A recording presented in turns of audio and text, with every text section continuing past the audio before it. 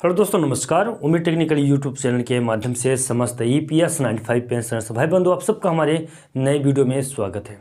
दोस्तों, EPS 95 pensioners काफ़ी ज़्यादा आप लोग परेशान भी हैं और निराश भी हैं कि इस दिवाली तक जो अपडेट सामने निकल के आने वाली थी EPS 95 पेंशनर्स की, एक तरफ जहां उम्मीद लगाई जा रही थी कि माननीय सुप्रीम कोर्ट की तरफ से भी इसी दीपावली तक आपको एक अच्छा EPS 95 पेंशनर्स की पेंशन में वृद्धि से संबंधित संदेश देखने को मिलेगा।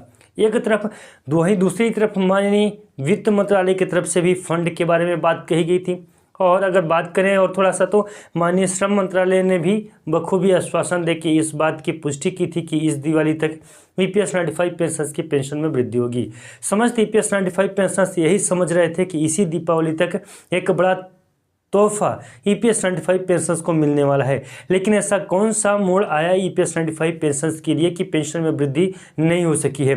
कुल मिला के 5 टॉपिकों के ऊपर हम लोग बात करेंगे आज के अपने इस नए वीडियो में। तो जो पहला नंबर के टॉपिक है कि NSE की टीम आज तक क्या कर रही है, अभी तक EPS 95 पेंशनर्स की पेंशन में वृद्धि न होने के पीछे का कारण क्या है और NSE के टीम का अगला कदम क्या है वो जानने की कोशिश करेंगे। साथ ही साथ में श्रम मंत्रालय, माननीय वित्त मंत्रालय और EPFO माननीय सुप्रीम कोर्ट का क्या रिएक्शन है EPS 95 पेंशनर्स की पेंशन में वृद्धि न होने के पीछे का प्रमुख कारण फिर जानने की कोशिश करेंगे। इन सब का क्या बातें हैं। सबसे पहले हम लोग जानने की कोशिश करते हैं कि NSE की टीम के द्वारा EPS 95 पेंशनर्स की पेंशन में वृद्धि करवाने के लिए अगला कौन सा कदम उठाया जा रहा है। सबसे पहले मैं आपको यहाँ पे बताना चाहता हूँ कि 13 तारीख, 10 तारीख है, 13 तारीख है और 15 तारीख है, 16 तारीख है, 18 तारीख है।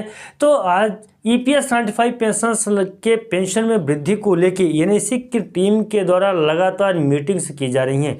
अब मैं आपको बता दूं कि उत्तर प्रदेश से संबंधित ही बहुत सारी मीटिंगों को मैंने अपने YouTube चैनल के माध्यम से बताया भी है। साथ ही साथ में एक लेटर के माध्यम से मैंने कल के डेट में ही आप लोगों को बता दिया था कि EPS 95 पेंशनर्स की पेंशन में वृद्धि करवाने के लिए 31 अक्टूबर तक NSE की टीम किन किन कामों को करने वाली है, जैसे कि EPS 95 पेंशनर्स की पेंशन में वृद्धि करने के जितने भी CBT सदस्य हैं उनसे मिलना, CBT सदस्यों के साथ में सांसदों से मिलना और अपने बात को मनवाना। साथ ही साथ में जहां पे CBT की बैठक होनी है यानी कि दिल्ली में वहां पे अनशन करना है, उपवास प्रदर्शन करना है। तो ये बहुत सारे काम जो NSE की टीम के द्वारा अभी तत्कालीन में किए जाने हैं।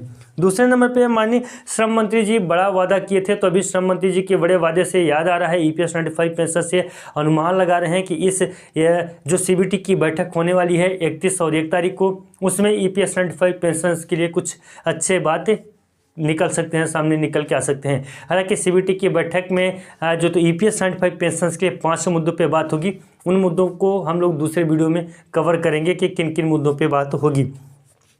वित्त मंत्रालय में जो फंड की बात सामने आई है कि EPS 95 पेंशनर्स के लिए जो फंड तो उस फंड पे भी बात हो सकती है इसी जो तो मीटिंग के अंदर में कि EPS 95 पेंशनर्स के लिए उस फंड को किस प्रकार से सामने लेके आएंगे, क्या क्या बातें होंगी वो भी। EPFO का ही अभिन्न अंग है। CBT के बैठक में EPFO का भी पक्ष दिखाई देगा कि EPFO EPS 95 पेंशनर्स की पेंशन में वृद्धि को लेकर क्या प्रतिक्रिया दिखा रहा है, क्या EPFO के माध्यम से उनको किस प्रकार से पेंशन राशि देनी है, जैसे कि कौन से फार्मूले पे देना है, कितना पेंशन देना है। तो ये सारी बातें हो चुकी हैं या इसमें भी कुछ देरी है।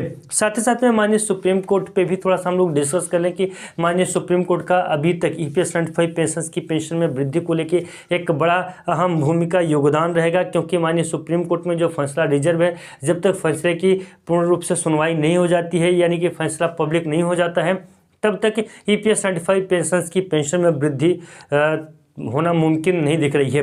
तो माननीय सुप्रीम कोर्ट का फैसला का इंतजार EPS 95 पेंशनर्स कर रहे हैं। तो आशा उम्मीद यही लगाई जा रही थी कि दीपावली के अंदर ही निकल सकता है EPS 95 पेंशनर्स की पेंशन में वृद्धि से संबंधित जो फैसला है उस पर कोई बड़ा अपडेट। लेकिन अब ये भी समझ में आ रहा है कि आगे जो तो 8 नवंबर को माननीय उदय उमेश ललित जी रिटायर होंगे, उस बीच तक कुछ भी बड़ा फैसला देखने को मिल सकता है। फिलहाल अभी अपडेट जो भी रहेगी वो हमारे YouTube चैनल के माध्यम से आप तक पहुँची जाएगी और मैं आप लोगों के बीच में पहुँचाता ही रहूँगा। फिलहाल आज के लिए जो अपडेट था यही था। इन टॉपिकों के ऊपर आकर आपको अलग अलग से वीडियो चाहिए तो कमेंट में बताइएगा, अलग अलग से भी वीडियो में बना के आप लोगों के बीच में प्रस्तुत कर दूँगा। फिलहाल आज के लिए बस इतना ही था दोस्तों। ये जानकारी आपको कैसी लगी? अगर जानकारी आपको अच्छी लगी हो तो चैनल को सब्सक्राइब कर बेल की घंटी को भी प्रेस कर लें। मिलते हैं किसी नए वीडियो में और नए अपडेट में, तब तक के लिए नमस्कार, जय हिंद, जय भारत।